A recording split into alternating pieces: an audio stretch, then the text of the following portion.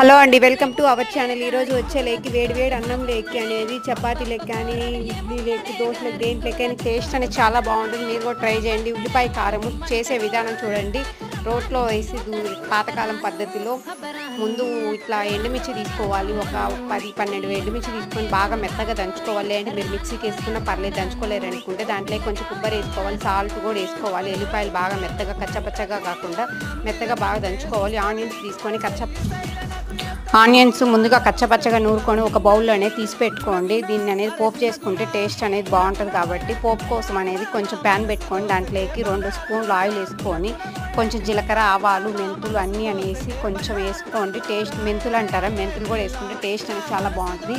Smell కోసం అనేది వేసుకుంటాం. కొంచెం కరివేపాకు వేసుకొని మనం ముందుగా నూరు పెట్టుకున్న ఉల్లిపాయ కారం అనేది వేసుకొని కొంచెం కాసేపు అనేది వాటర్ అనేది పోయేటట్టు మగ్గనియండి. మగ్గితే టేస్ట్ బాగుంటుంది. మీరు కూడా ఇట్లా ట్రై చేసి ఎలా వచ్చింది